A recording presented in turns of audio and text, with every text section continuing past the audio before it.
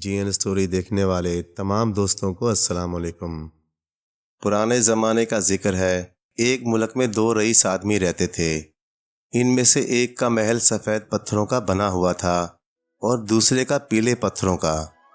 ان کے محلوں کی وجہ سے لوگوں نے انہیں سفید محل کا نواب اور پیلے محل کا نواب کہنا شروع کر دیا۔ سفید محل کے نواب کی ایک خوبصورت چھوٹی سی بیٹی تھی، اس کا نام نیلوفر تھا۔ سفید محل کا نواب اپنی بیٹی کو بہت چاہتا تھا۔ پیلے محل کے نواب کا ایک خوبصورت سا لڑکا تھا، اس کا نام معظم تھا۔ معظم کا باپ یعنی پیلے محل کا نواب بھی اپنے بیٹے کو بہت چاہتا تھا۔ دونوں نوابوں میں بڑی پکی دوستی تھی، اتنی پکی کہ اگر وہ دوپہر کا کھانا سفید محل میں کھاتے تو رات کو پیلے محل میں۔ نیلوفر اور معظم میں خوب دوستی تھی، دونوں ساتھ کھیلتے، ساتھ پڑھنے جاتے اور ساتھ ہی کھاتے پیتے تھے۔ دونوں نوابوں نے آپس میں طے کر رکھا تھا کہ جب معظم اور نیلوفر بڑے ہو جائیں گے تو دونوں کی آپس میں شادی کرا دیں گے۔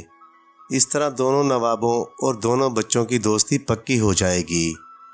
دونوں نواب جب کھانا کھانے بیٹھتے تو عام طور پر ان کے درمیان یہی بات چیت ہوتی تھی کہ جب معظم اور نیلوفر بڑے ہو جائیں گے تو دونوں محل ان کو مل جائیں گے، دونوں نوابوں کی زمینیں بھی ان کو مل جائیں گی، ان کی زندگی بڑے آرام سے گزرے گی۔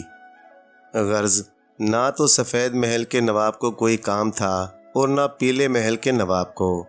ان کی زمینوں پر کسان کام کرتے تھے، باغوں کی نگرانی باغبان کرتے تھے اور محلوں کی حفاظت کے لیے ان کے پاس کئی نوکر تھے۔ زمینوں اور باغوں کی فصل سے ان کو ہر سال بہت سا روپیہ مل جاتا تھا۔ ان کی زمینوں پر بہت سے چھوٹے چھوٹے مکانات بھی بنے ہوئے تھے جن میں کرایہ دار رہتے تھے۔ ان مکانوں سے بھی دونوں نوابوں کو اچھی خاصی آمدنی ہو جاتی تھی اور یوں دونوں آرام کی زندگی گزار رہے تھے۔ ان کا کام تو بس سیر و تفریح کرنا اور اپنے بچوں کے متعلق باتیں کرتے رہنا تھا۔ ایک دن کا ذکر ہے کہ سفید محل میں دونوں نواب رات کا کھانا کھا رہے تھے۔ اسی وقت ایک آدمی محل کے دروازے پر پہنچا۔ دونوں نوابوں کا قاعدہ تھا کہ وہ مسافروں کی بڑی خدمت کرتے تھے۔ کوئی بھی آدمی گاؤں میں آ جاتا تو اس کے کھانے پینے اور رہنے کا انتظام یہ نواب خود ہی کرتے تھے۔ جب تک وہ مسافر ان کے گاؤں میں رہتا، دونوں میں سے کسی ایک نواب کا مہمان ہوتا۔ اسی روز جب وہ مسافر پہنچا تو سفید محل کے نواب نے فوراً اسے اندر بلا لیا، اپنے ساتھ کھانا کھلایا۔ کھانا ختم ہونے کے بعد سفید محل کے نواب نے اس سے پوچھا کہ وہ کہاں سے آیا ہے اور اس گاؤں میں کتنے دن ٹھہرے گا۔ تو اس آدمی نے بتایا کہ وہ ایک سیاح ہے، اس نے بہت زیادہ سفر کیے ہیں، اسے صرف یہی ایک شوق ہے کہ ملک ملک اور شہر شہر گھوم کر دنیا دیکھے۔ سیاح کی یہ بات سن کر دونوں نوابوں کو شوق پیدا ہوا کہ وہ اس کے سفر کی داستانیں سنیں۔ چنانچہ سفید محل کے نواب نے کہا، اگر آپ مناسب سمجھیں تو ہمیں بھی اپنے سفر کی کہانیاں سنائیں۔ میں نے تو دنیا میں اتنی عجیب و غریب چیزیں دیکھی ہیں کہ اگر ہر چیز کے متعلق بتانا شروع کروں تو اس کے لیے کئی مہینے درکار ہوں گے۔ سیاح نے دھیرے سے جواب دیا۔ سفید محل کے نواب نے کہا، تو پھر ہمیں کم از کم کسی ایسی چیز کے متعلق بتائیے جو آپ کو سب سے زیادہ انوکھی اور عجیب و غریب معلوم ہوئی ہو۔ سیاح نے کہا، ایک ایسی عجیب و غریب چیز کے متعلق میں آپ کو بتا سکتا ہوں جسے دیکھ کر مجھے بڑی حیرت ہوئی اور اب بھی سوچتا ہوں کہ جو کچھ میں نے دیکھا ہے کہیں وہ خواب تو نہیں، لیکن جو چیز اپنی آنکھوں سے دیکھی ہے اور بڑی دیر تک وہاں ٹھہر کر اسے دیکھتا رہا ہوں، اسے خواب کا کہہ کر ٹال بھی نہیں سکتا۔ سیاح کے اس جملے سے دونوں نوابوں کا شوق اور زیادہ بڑھ گیا۔ اس مرتبہ پیلے محل کے نواب نے کہا، آخر وہ ایسی کیا چیز ہے، اس کے متعلق ہمیں ضرور بتائیے۔ سیاح نے کہنا شروع کیا، وہ چیز یہاں سے زیادہ دور نہیں، وہ سامنے مشرق کی طرف جو جنگل ہے اس کے پار ایک ندی ہے، ندی کے ساتھ ساتھ جنوب کی سمت چلنے پر ایک اور گھنا جنگل ہے۔ اس جنگل میں پرانے زمانے کا بنا ہوا ایک لکڑی کا مکان ہے۔ اس مکان میں ایک بوڑھی عورت بیٹھی اپنے بالوں کو کاٹ کاٹ کر اس کا کپڑا بن رہی ہے۔ حیرت کی بات یہ ہے کہ جب سود ختم ہو جاتا ہے تو وہ استلے سے اپنے بال کاٹ لیتی ہے، پھر جتنی دیر میں وہ بال کپڑا بننے میں ختم کر دیتی ہے اتنی دیر میں اس کے سر کے بال پھر اتنے ہی بڑے ہو جاتے ہیں۔ میں نے دیکھا کہ صبح اس نے اپنے بال کاٹے، لیکن 2-3 گھنٹے بعد ہی اس کے بال پھر اتنے بڑھ گئے۔ اس کے چھوٹے سے مکان میں بالوں کے بنے ہوئے اس کے کپڑوں کے بے شمار تھان رکھے ہیں۔ سیاح سے یہ کہانی سن کر دونوں نوابوں کو بڑی حیرت ہوئی۔ اس کے بعد سیاح تو وہاں سے چلا گیا، لیکن سفید محل کا نواب اسی بڑھیا اور اس کے بنائے ہوئے کپڑوں کے متعلق سوچنے لگا۔ کچھ دیر کے بعد پیلے محل کا نواب بھی چلا گیا اور سفید محل کا نواب سونے کے لیے اپنے کمرے میں چلا گیا۔ وہ بستر پر لیٹ تو گیا، لیکن نیند اس کی آنکھوں سے غائب ہو گئی تھی۔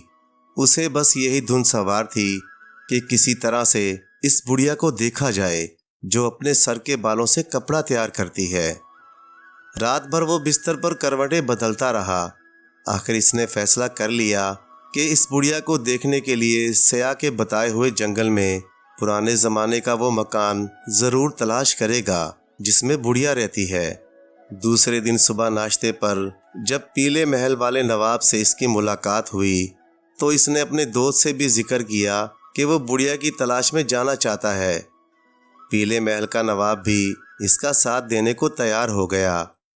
دونوں نے آپس میں یہ طے کر لیا کہ دونوں خاموشی سے کسی کو بتائے بغیر روانہ ہو جائیں گے۔ اب معاملہ تھا بچوں کا۔ سفید محل کے نواب کے ہاں ایک شخص کرمو رہا کرتا تھا۔ وہ نواب کا بہت پرانا ملازم تھا۔ نواب ہر کام کے سلسلے میں اسی پر بھروسہ کرتا تھا۔ چنانچہ اس نے کرمو کو بلا کر کہا، میں اپنے دوست کے ساتھ کچھ دنوں کے لیے باہر جا رہا ہوں۔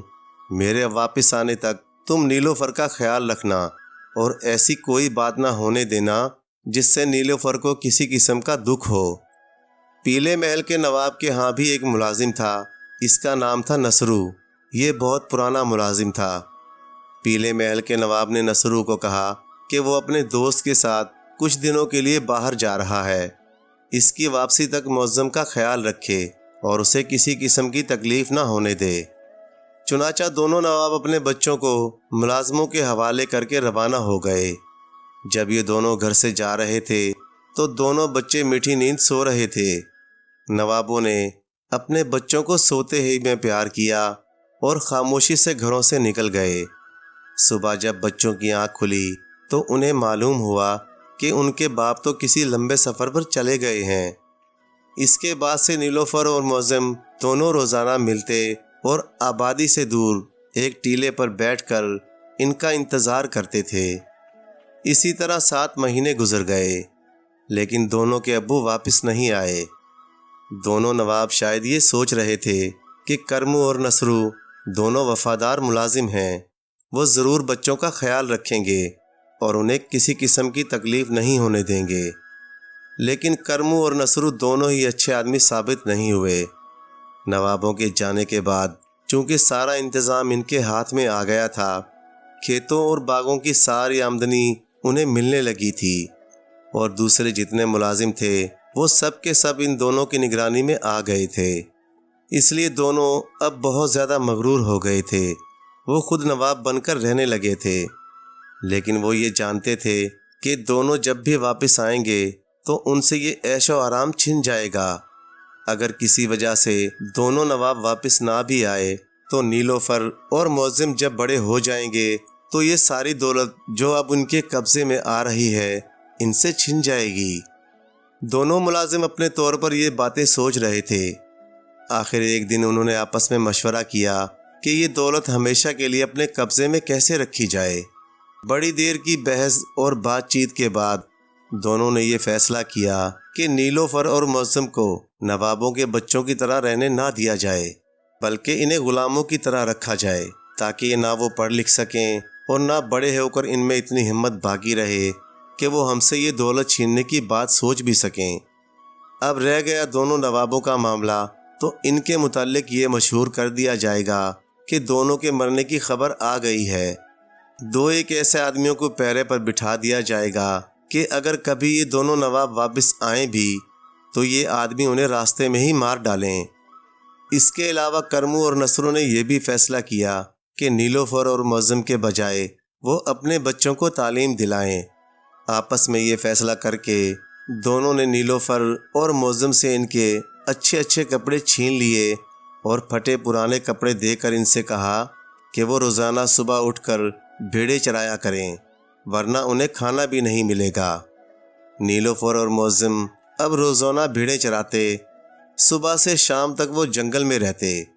شام کو جب وہ گھر پہنچتے تو انہیں ذرا سی بات پر ڈانٹ پڑتی، کبھی کبھی کسی معمولی بات پر مار بھی کھانی پڑتی۔ سونے کے لیے دونوں کی ٹوٹی پھوٹی چارپائیاں دے دی گئی جن پر وہ بھیڑوں کے پاس ہی سو جایا کرتے تھے۔ اسی طرح 2 مہینے اور گزر گئے۔ ایک دن ان کی 2 بھیڑیں چرتے چرتے جنگل میں بڑی دور نکل گئیں۔ پہلے تو دونوں بچے یہ سوچتے رہے کہ یہ بھیڑیں پیٹ بھرنے کے بعد لوٹ آئیں گی، لیکن جب بڑی دیر تک واپس نہیں آئیں تو دونوں نے انہیں تلاش کرنے کا فیصلہ کیا تاکہ شام کو بھیڑیں کم ہونے کی وجہ سے انہیں مار نہ کھانی پڑے۔ وہ اپنی بھیڑوں کو تلاش کرتے ہوئے خود بھی جنگل میں بڑی دور نکل گئے، یہاں تک کہ شام ہو گئی۔ اب اندھیرے کی وجہ سے انہیں راستہ بھی سمجھ نہیں آ رہا تھا۔ گھبرا کر وہ دونوں رونے لگے۔ اسی وقت ایک بوڑھی عورت ان کے پاس پہنچی۔ اس نے دونوں بچوں کو روتے دیکھا تو ان سے پوچھا کہ وہ کیوں رو رہے ہیں۔ دونوں بچوں نے اس عورت کو اپنی پوری کہانی سنا دی۔ عورت نے پیار سے ان کے سر پر ہاتھ پھیرا اور کہا کہ اب اگر بھیڑوں کے بغیر گھر واپس گئے تو کرمو اور نصرو تمہیں بہت ماریں گے، اس لیے یہی بہتر ہے کہ تم میرے ساتھ رہو۔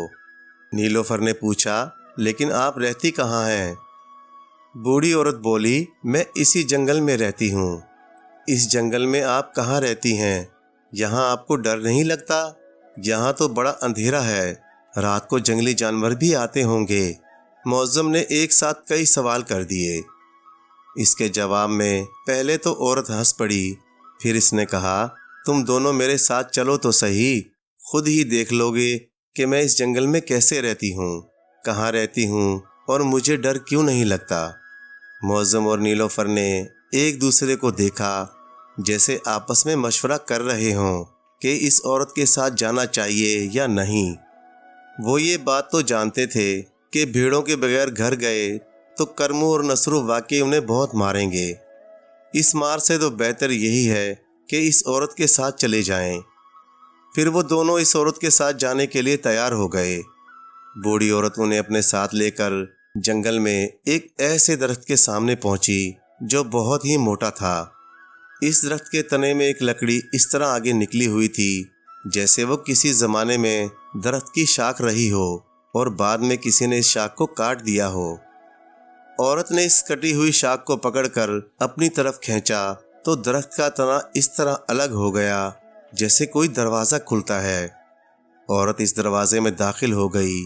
اس کے پیچھے پیچھے نیلوفر اور معظم بھی اسی دروازے میں داخل ہو گئے۔ اس تنے کے اندر سیڑھیاں بنی ہوئی تھیں۔ وہ جب سیڑھیوں سے نیچے اترے تو ان کے سامنے ایک شاندار سجا ہوا کمرہ تھا۔ یہاں اس عورت نے انہیں بتایا کہ زمین کے نیچے بھی ایک شہر آباد ہے اور وہ اس شہر کی ملکہ ہے۔ وہ تھوڑے دن ان کے ساتھ رہیں، یہاں تک کہ بہار کا موسم آ جائے۔ بہار کے موسم میں وہ اوپر جائے گی، کیونکہ بہار کے موسم میں دور دور کے جنگلوں کے جانور اس کے پاس آتے ہیں۔ یہ جانور اسے ہر جگہ کی خبریں سناتے ہیں۔ انہی جانوروں میں سے کسی نہ کسی کی زبانی دونوں نوابوں کے بارے میں اطلاع ملے گی۔ اس کے بعد سوچیں گے کہ ان کو واپس لانے کے لیے کیا کرنا چاہیے۔ پھر ملکہ نے زور سے تالی بجائی تو کئی خوبصورت عورتیں کمرے میں آ گئیں۔ یہ سب شاید اس ملکہ کی خادمائیں تھیں۔ ملکہ نے انہیں حکم دیا کہ نیلوفر اور معظم کے پھٹے پرانے کپڑے بدل دیے جائیں۔ ملکہ کے حکم سے نیلوفر اور معظم کو نہلا دھلا کر خادماؤں نے اچھے اچھے کپڑے پہنا دیے، نہایت عمدہ اور مزیدار کھانا کھلایا۔ اب دونوں اس ملکہ کے محل میں رہنے لگے۔ یوں تو انہیں کوئی تکلیف نہ تھی، ہر طرح کا آرام تھا، بس وہ زمین کے اوپر نہیں جا سکتے تھے۔ وہ دونوں اپنے اپنے ابو کو یاد کرتے تھے۔ اسی طرح رہتے ہوئے نہ جانے کتنے دن گزر گئے کہ ایک روز ملکہ نے دونوں کو اپنے پاس بلایا اور کہا کہ زمین کے اوپر کا موسم آ گیا ہے، اب وہ اوپر چلنے کے لیے تیار ہو جائیں۔ یہ سن کر دونوں بہت خوش ہوئے اور جلدی جلدی کپڑے پہن کر ملکہ کے پاس پہنچ گئے۔ تھوڑی دیر بعد تینوں اسی راستے پر اوپر پہنچے جس راستے سے بہت دن پہلے وہ زمین کے نیچے کے شہر میں پہنچے تھے۔ جنگل میں پہنچے ہوئے انہیں تھوڑی ہی دیر ہوئی تھی کہ ایک طرف سے ایک بڑا سا ریچھ ان کے پاس آیا۔ اس نے آتے ہی ملکہ کے قدموں میں اپنا سر رکھ کر ایک اگلا پیر سر کے اوپر تک اٹھا لیا، جیسے جھک کر سلام کر رہا ہو۔ ملکہ نے ریچھ کے سر پر ہاتھ پھیرتے ہوئے کہا، سناؤ بھائی، تمہارے اڑوس پڑوس کا کیا حال ہے؟ کیا خبر لائے ہو؟ ملکہ کی بات سنتے ہی ریچھ زمین پر بیٹھ گیا اور کہنے لگا، ملکہ عالیہ، میں جس جنگل میں رہتا ہوں اس کے قریب ہی دو نواب رہتے تھے، ایک سفید محل والا اور ایک پیلے محل والا۔ وہ دونوں ایک رات اچانک غائب ہو گئے تھے، جس کا حال میں آپ کو پچھلے موسم بہار میں سنا چکا ہوں۔ چند مہینے پہلے ان کے دونوں بچے نیلوفر اور معظم بھی غائب ہو گئے۔ نوابوں کے دونوں نوکر کرمو اور نصرو کا کہنا ہے کہ بچے کھیلتے ہوئے جنگل میں نکل گئے تھے، جہاں انہیں جنگلی جانوروں نے کھا لیا۔ لیکن میں نے جنگل کے بادشاہ شیر سے پوچھا، بھائی چیتے سے بھی پوچھا، بھیڑیے میاں سے بھی معلوم کیا اور تمام ریچھ بھائیوں سے بھی، کسی نے بھی مجھے یہ نہیں بتایا کہ اس نے دونوں بچوں کو کھایا ہے۔ بہرحال اب کرمو اور نصرو نوابوں کی جائیداد پر عیش کر رہے ہیں، البتہ وہ عام لوگوں پر بڑا ظلم کرنے لگے ہیں۔ شیر، چیتے، بھیڑیے اور ریچھوں نے تمہیں ٹھیک ہی بتایا ہے۔ ملکہ نے ریچھ کو جواب دیا اور دونوں بچوں کو سامنے کرتے ہوئے کہا، دیکھو دونوں بچے میرے پاس ہیں، اب رہ گیا کرمو اور نصرو کے ظلم کا قصہ تو وہ بھی جلد ہی ختم ہو جائے گا۔ ملکہ نے اپنا جملہ پورا ہی کیا تھا کہ ایک بہت بڑا کالا کوا اڑتا ہوا وہاں آ پہنچا۔ اس کوے نے ملکہ کے پیروں میں بیٹھ کر 3 بار اپنی چونچ زمین پر ماری، شاید یہ کوے کا سلام تھا۔ ملکہ نے اس کوے کے سر پر ہاتھ پھیرا اور اس سے بھی اپنے اڑوس پڑوس کی خبریں سنانے کے لیے کہا۔ تو کوے میاں نے کہا، ہمارے پڑوس کے جنگل میں کسی بزرگ نے کسی شہر کے 2 نوابوں کو سزا دی ہے، اب وہ سب کچھ بھول کر رات دن چرنجی کے درخت لگاتے رہتے ہیں، ان لوگوں کے متعلق ذرا تفصیل سے بتاؤ۔ ملکہ نے کہا تو کوے نے بتانا شروع کیا، کسی شہر کے 2 نوابوں کو کسی سیاح نے بتایا کہ ہمارے پڑوس کے جنگل میں ایک بوڑھی عورت اپنے ہی بالوں سے کپڑا بنتی ہے۔ نوابوں نے سوچے سمجھے بغیر اس سیاح کی بات کا یقین کر لیا۔ انہوں نے بھی یہ نہیں سوچا کہ کوئی عورت اپنے سر کے بال کاٹ کر اس کا کپڑا کیسے بن سکتی ہے، اور کسی عورت کے سر پر اتنے بال کیسے پیدا ہوں گے کہ ان سے لگاتار کپڑا بنا جا سکے۔ سیاح کی جھوٹی بات پر یقین کر کے دونوں نواب اپنے بچوں، اپنی زمین اور اپنے باغوں کو چھوڑ کر اس بوڑھی عورت کو دیکھنے کے شوق میں گھر سے نکل پڑے۔ جب وہ ہمارے جنگل میں پہنچے اور انہیں وہ عورت نہ ملی تو بھی انہوں نے یہ نہیں سوچا کہ ممکن ہے سیاح نے جھوٹ کہا ہو۔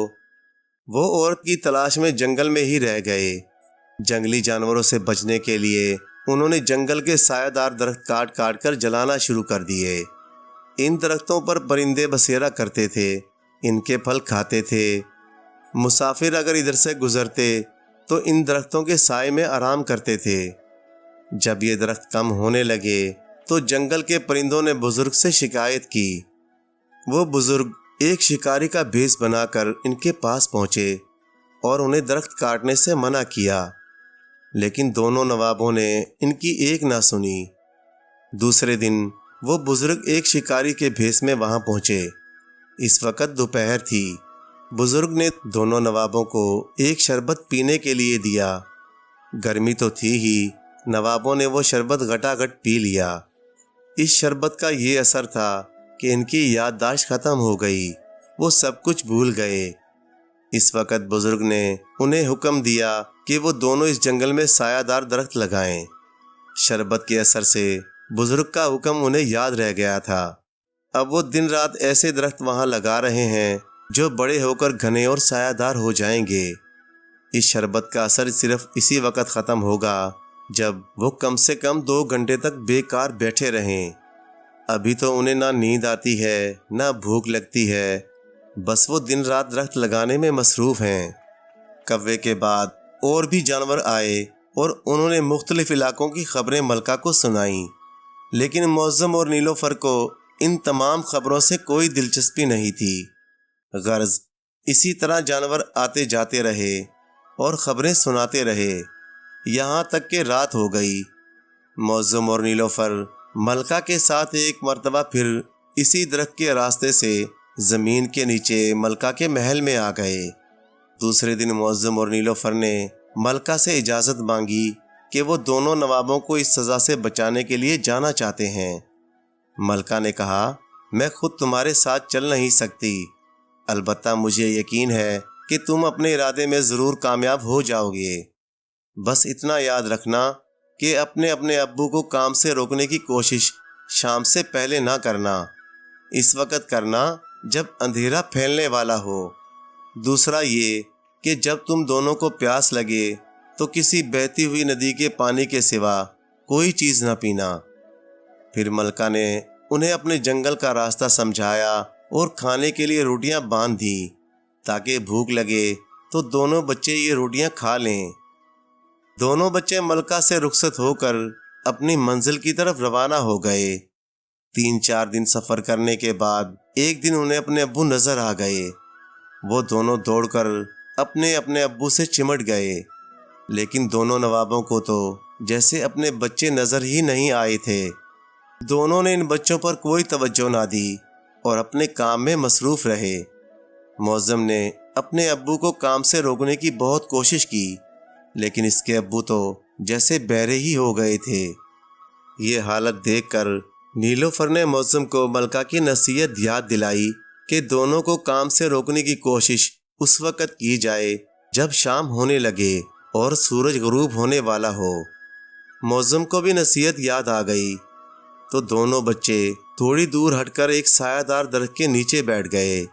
ابھی چونکہ دوپہر بھی نہیں ہوئی تھی، اس لیے انہیں بڑی دیر تک انتظار کرنا تھا۔ دونوں نے ملکہ کی دی ہوئی روٹیاں نکالیں اور ایک ایک روٹی کھا کر وہ پانی پینے کے لیے ندی کے کنارے پہنچ گئے۔ اسی وقت ایک شکاری تیز تیز چلتا ہوا ان کے پاس آیا اور ان سے کہنے لگا، بچوں یہ گندا پانی نہ پیو، میں تمہیں شربت دے رہا ہوں، اپنی پیاس اس سے بجھاؤ۔ پھر اس نے شربت سے بھرا ہوا ایک بڑا سا مگ ان کی طرف بڑھا دیا، لیکن نیلوفر نے کہا، نہیں، ہم شربت نہیں پیئیں گے، ہم صرف بہتی ہوئی ندی کا پانی پیئیں گے۔ اتنا سننا تھا کہ شکاری نے سارا شربت زمین پر انڈیل دیا اور پیر پٹکتا ہوا ایک طرف چلا گیا۔ اس کے جانے کے بعد دونوں بچوں نے سیر ہو کر پانی پیا اور اسی درخت کے نیچے آ کر بیٹھ گئے جہاں سے وہ دونوں نوابوں کو کام کرتا دیکھ رہے تھے۔ جب انہیں بیٹھے بیٹھے کافی دیر ہو گئی اور دوپہر بھی ڈھل گئی تو دونوں کو ایک مرتبہ پھر بھوک لگنے لگی۔ انہوں نے روٹی نکالی تاکہ ایک روٹی کھا کر ندی کا پانی پی لیں۔ اب ان کے پاس صرف یہی روٹیاں رہ گئی تھیں۔ انہوں نے جیسے ہی روٹی نکالی، ایک بڑا کوا آ کر ان کے سامنے بیٹھ گیا۔ نیلوفر سمجھ گئی کہ کوا بھوکا ہے۔ اس نے اپنی روٹی سے ایک ٹکڑا توڑ کر کوے کو کھلا دیا۔ معظم نے بھی ایک ٹکڑا توڑ کر کوے کو دے دیا۔ کوا دونوں ٹکڑے کھا کر ان کی طرف دیکھنے لگا تو دونوں نے پھر ایک ایک ٹکڑا دے دیا، لیکن کوا پھر بھی سیر نہیں ہوا۔ اس نے اچھل کر نیلوفر کے ہاتھ سے بچی ہوئی روٹی چھین لی۔ اس کے بعد اس نے معظم کی روٹی بھی اسی طرح چھین لی۔ دونوں بچوں نے سوچا کہ شاید کوا بہت بھوکا تھا، اسی لیے وہ خاموش رہے اور پانی پینے کے لیے ایک مرتبہ پھر ندی پر پہنچے، جہاں وہی شکاری دوبارہ ملا۔ اس نے بچوں سے کہا، تم لوگ ندی کا یہ گندا پانی مت پیو، میں تمہارے لیے دودھ لایا ہوں، یہ دودھ پی لو۔ نیلوفر اور معظم نے اس بار بھی دودھ پینے سے انکار کر دیا اور کہا کہ وہ ندی کا بہتا ہوا پانی ضرور پئیں گے۔ شکاری نے غصے میں دودھ زمین پر پھینک دیا اور وہاں سے چلا گیا۔ کوا ایک درخت پر بیٹھا یہ سب کچھ دیکھ رہا تھا۔ اس نے سوچا کہ میں نے بچوں کی روٹی بھی چھین کر کھا لی ہے، اب اسے ان بچوں کی مدد کرنی چاہیے۔ یہ سوچ کر اس نے بچوں سے کہا، بچوں اب شام ہو رہی ہے، تم تھوڑی دیر بعد دونوں نوابوں کے پاس جانا اور انہیں اپنی کہانی سنانا کہ کس طرح کرمو اور نصرو نے تمہیں بھیڑیں چرانے پر مجبور کیا اور کس طرح نوابوں کی جائیداد پر قبضہ کیا۔ پھر تم کسی طرح بوڑھی ملکہ کے پاس پہنچے اور یہاں کیسے پہنچے۔ یہ کہانی سنتے ہوئے دونوں نواب اپنے اپنے بیلچے زمین پر رکھ دیں گے۔ تم کوشش کرنا کہ یہ بیلچے اٹھا کر دور پھینک دینا اور اپنی کہانی سناتے رہنا۔ اتنی دیر میں اندھیرا ہو جائے گا تو دونوں نوابوں پر سے شربت کا اثر ختم ہو جائے گا۔ کوے کی یہ بات سن کر معظم اور نیلوفر بہت خوش ہوئے۔ ندی سے پانی پی کر وہ دونوں ان کے پاس پہنچے اور انہیں وہ تمام حالات سنانے شروع کیے جن سے وہ گزر چکے تھے۔ بچوں کی باتیں سن کر دونوں نواب ان کی باتوں میں ایسے مہو ہوئے کہ انہوں نے اپنے بیلچے زمین پر رکھ دیے۔ بچوں کو تو یہ موقع ہی چاہیے تھا۔ نیلوفر نے فوراً بیلچے اٹھائے اور بھاگ کر انہیں ندی میں پھینک آئی۔ بچوں کی کہانی جاری ہی تھی کہ اندھیرا پھیل گیا۔ اسی وقت دونوں نوابوں پر سے شربت کا اثر بھی ختم ہو گیا۔ پھر تو جیسے ان کی آنکھیں کھل گئیں۔ انہوں نے چونک کر اپنے بچوں کو دیکھا اور ایسے گلے لگا لیا جیسے پہلی بار دیکھا ہو۔ وہ چاروں رات کو ہی اپنے شہر کی جانب روانہ ہو گئے۔ راستے میں نوابوں نے ایک مرتبہ پھر بچوں سے پورے حالات سنے اور طے کر لیا کہ آئندہ وہ کسی آدمی کی بات پر بغیر سوچے سمجھے یقین نہیں کریں گے۔ گھر پہنچ کر دونوں نوابوں نے کرمو اور نصرو کو نوکری سے نکال دیا اور آرام کی زندگی گزارنے لگے۔ پیارے دوستو، کہانی اچھے لگے تو لائک کریں، چینل کو سبسکرائب کر دیں اور مزید اسی طرح کی قصے کہانیاں دیکھنے کے لیے دیکھتے رہیں جی این اسٹوری ٹی وی۔ شکریہ۔